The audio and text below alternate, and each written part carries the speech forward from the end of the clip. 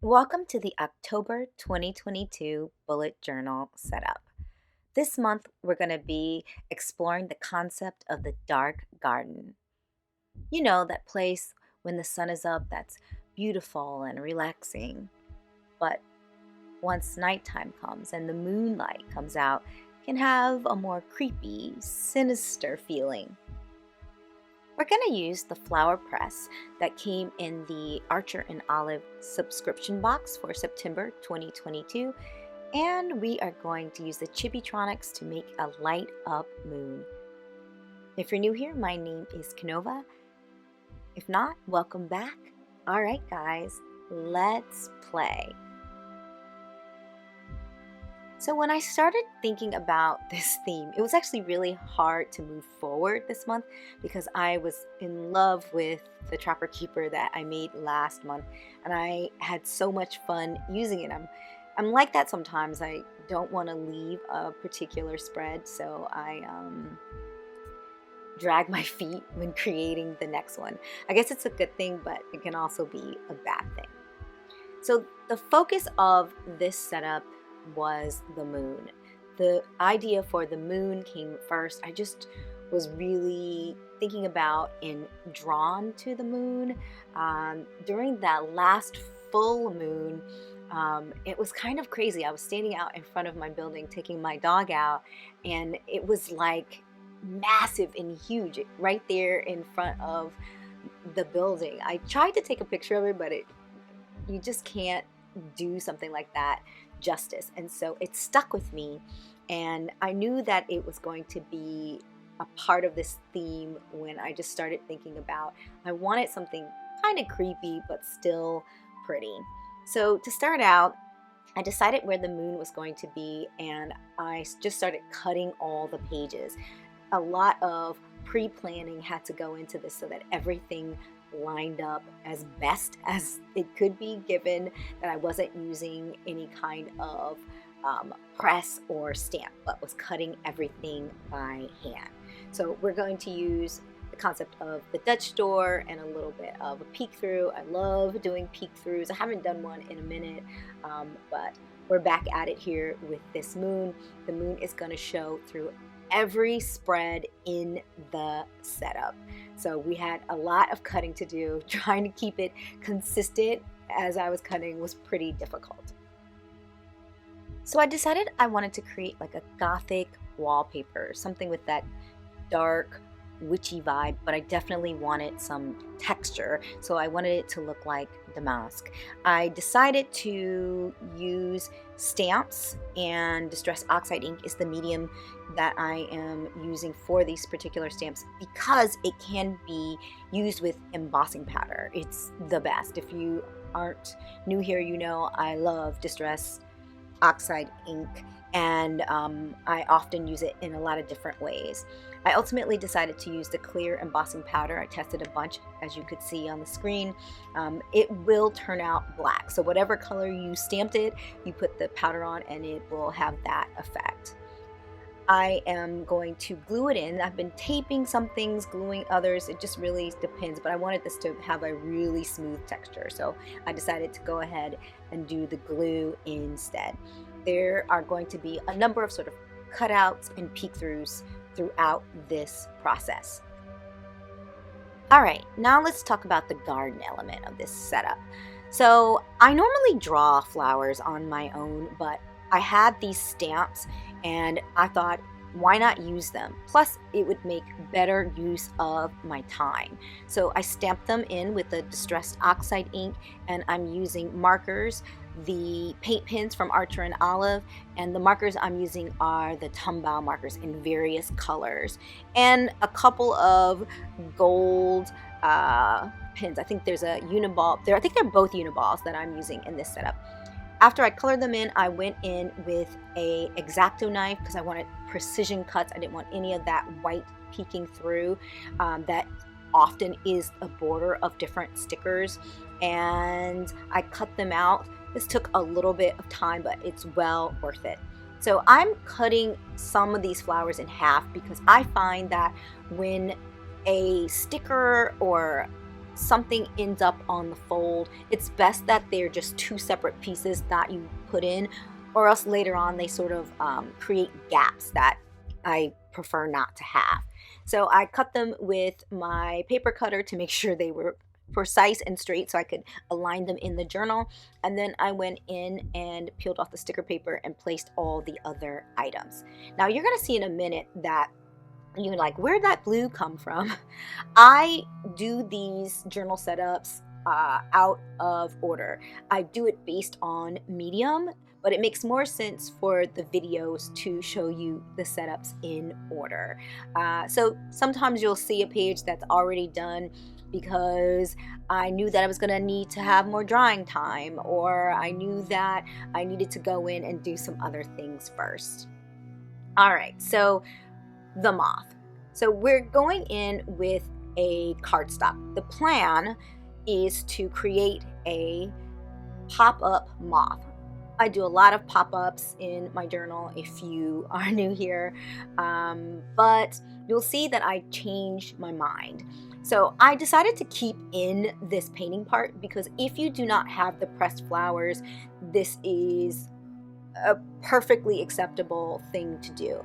So I put the moth down in pieces because pop-ups are based on a fold, and I knew it was going to be easier to structure and put in the journal if I did it this way. I used regular paints first because I wanted the metallic paint to be really vibrant, but I didn't want to lose the integrity of the paper. And the more water you put on it, the weaker it gets. So I used a basic watercolor paint and then went in on top of the paint with the metallic. Now this flower press came in the Archer and Olive subscription box, and when I opened it I thought, what? I don't know what to do with this. I had probably pressed flowers maybe once or twice in my life, and really had no use, I thought, for the flower press. But then I said, well, what can I do with it, especially in terms of bullet journaling? And I decided to press a carnation that had this sort of, I called them sort of bloody tips. It looked like it was just sort of bleeding at the tip of the carnation, and then the rest of it was white. I pressed it for about a week. It was in the floral press, and then I opened it here with you guys for the first time, and we are pressing the flowers. I wasn't sure I was going to use them. That's why I colored the moth in as a whole, and then I did the test and thought, okay, I really love the texture and that this original idea of using the floral press really works out. So I'm testing a bunch of different types of pop-up folds. Pop-ups are generally done on a fold or need a fold in order for them to come alive, and you can create them by adding different things, but I decided ultimately that this looked best and you could see more of it just by putting it down in the journal. I rarely make a decision like this after doing all the prep, but I just thought it was the best way to go. Okay, this is my calendar page. Throughout the spread, as I started to think about things in the garden, things that were sort of creepy, I didn't want to include things that I didn't want to look at all month. And while I find beetles creepy, I also find that there are a lot of very beautiful beetles. So I decided to go with beetles here for my calendar page. It's just sort of set up like wallpaper. It kind of reminds me of the menagerie that is the Gucci prints that have been happening in the last few years. I think it is Michele is the name of the head designer at Gucci, and he's sort of creating this sort of granny chic look with wallpaper, and I leaned into that aesthetic in creating these sort of wallpaper-esque ideas on my journal, but in the dark garden theme. I used a bunch of metallic markers. You can't really see it on screen, but I use a bunch of metallic markers to create the beetles, and then I am going in with a blue Posca pen to color in the background. If you are drawing a beetle or any type of insect, if that item has like a central line, a central point on it, it's best to start with that central thing in the drawing of it and then work your way out. That's just a drawing tip, especially when you're drawing multiples of the same thing. There are variations in the beetles, but I just decided to do it this way. All right, so I am using the Distress Oxide ink, and we're moving forward through weeklies and the what's going to be my mood tracker at the back. But I decided to do it all at once. It's an example of looking at the medium and thinking, okay, this is what I need to do in order to complete this process. So black sky with stars. These stars are with glitter. I actually glued them in, and then as I was working, I ended up sort of rubbing them out, and I had to glue them back in. I do spare you watching me do it again. Now, originally I wanted to do some sort of like metallic, and I had a metallic highlighter, but it was really like messing with this paper, which is crazy because this is a 160 GSM paper. You wouldn't think a highlighter would do that, but it was, and I didn't want to continue with it. So ultimately I decided to go in with the black Posca pen. You can't go wrong. I have these pens in multiple sizes, and I went in and colored all the pages black. So weeklies, the way my weeklies are set up is on the left hand side are my calendar for the week, the days of the week, and that's where I put my appointments, what I have to do, a dentist appointment, if I have tickets to the theater that night. All those things go on the left hand side of the page, and on the right hand side of the page I use the Alistair method. I list all my tasks. There's a little block for the days of the week, and then I can plan when I'm going to do those things, and I can move things forward. It's a super easy way to set up tasks. All right, so we got our moon set up at the back.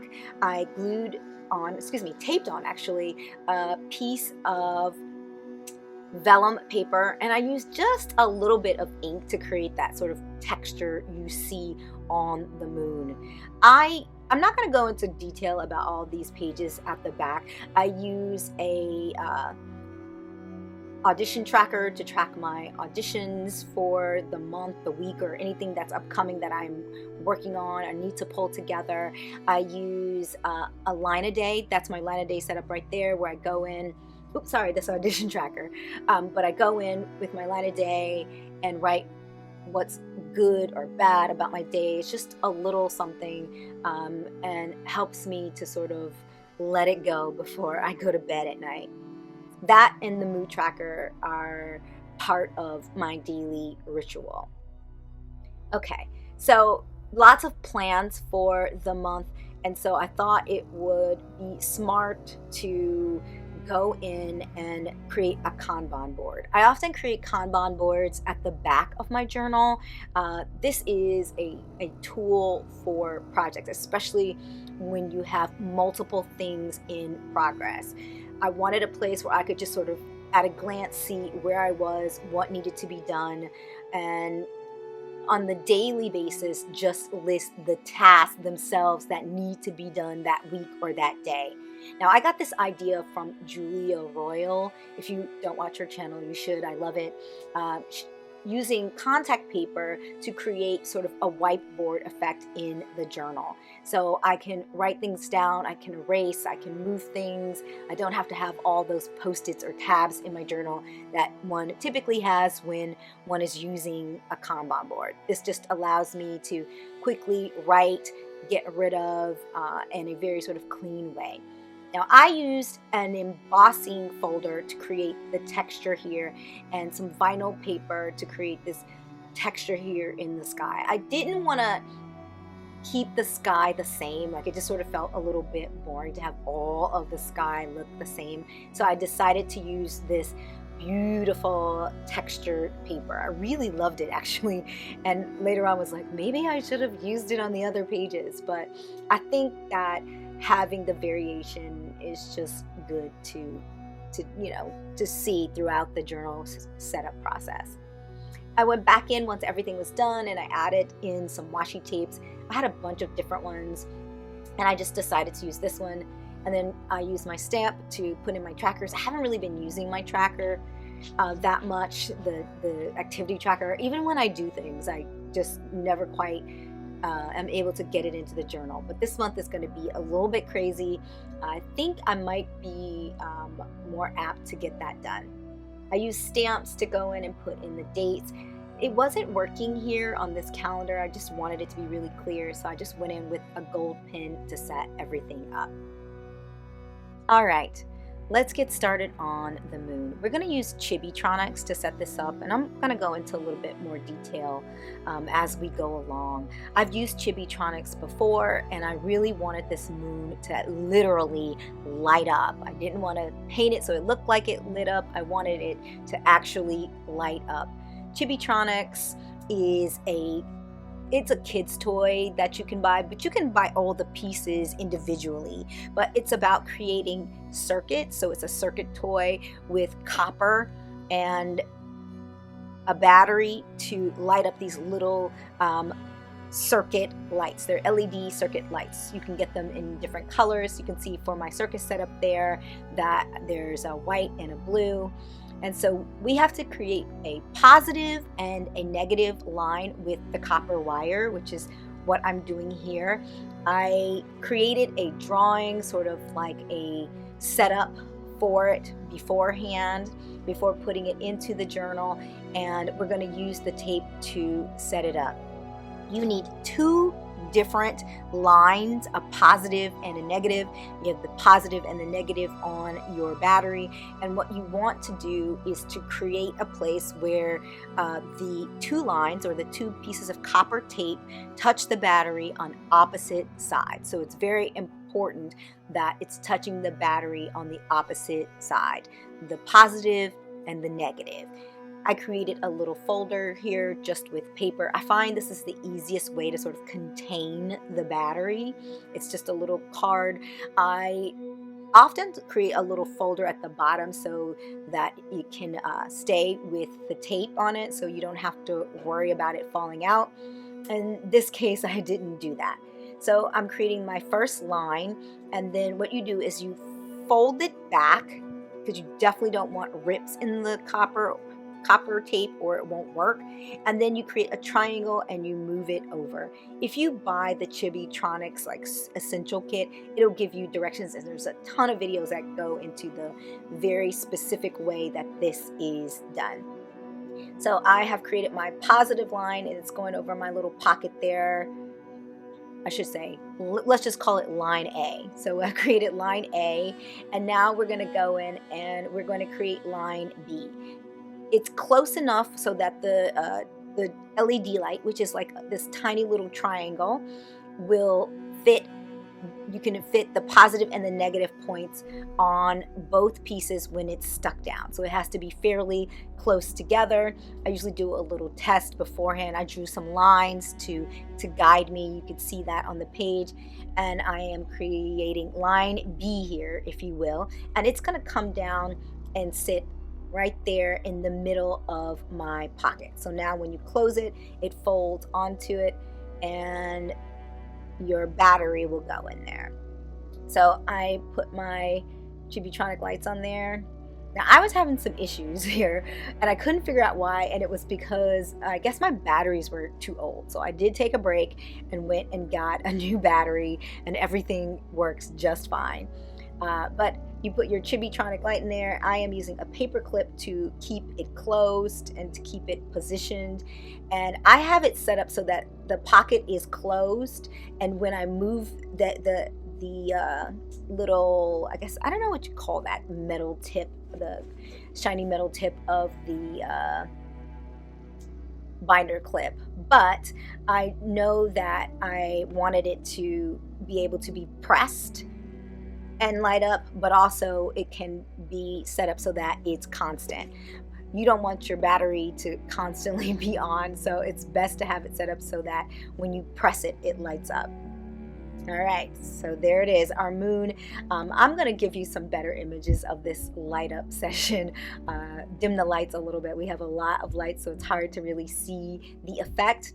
So right here on my mood tracker, I drew a web, and we're just gonna have, it's a spider web, another one of those creepy things in the garden. And we're gonna have 2 different types of spiders for the month. And if it's a really bad day, we're gonna have a moth stuck in that spider web. So the spider will have something to eat, which is really gross, but in honor of the creepy vibes, this is what we're gonna do. We're just gonna lean in, you know, just lean in. All right, time for the final flip. This is my favorite part. You guys, I'm gonna miss this so much, this Trapper Keeper. Sometimes I just went back to hear the Velcro. Confessions. These are my confessions. And full disclosure, since we're talking about confessions, I thought the moon was a great idea, but I just didn't know how this was all going to come together. I knew that I didn't want to do this dark garden idea literally, and I wanted to know how I was going to do it without, you know, actually creating a garden. And so I am pretty happy with how things came together. I leaned into the idea of texture. That was an important part of this process. And I think it came together well through the use of lots of different materials. We got our vinyls, embossed vinyls. We got vellum. We're using light, both the light from, you know, the room, but also some artificial light that I'm creating with Chibitronics to create the effect with the moon. In addition to all the visual stuff, there's so much jam-packed into this setup to help me get through what I know is going to be a difficult month in terms of workload. But I am hoping that when I get back here to the mood tracker, that there are far fewer moths on the page than flies. Now, I left these open boxes at the top, and what I plan to do in them is to write different sort of mantras and things to help me get through the month. All right, guys, let's just cross our fingers and hope at the end of the month there are very few moths in that web that the spider has sprung. If you made it this far, like and subscribe, please.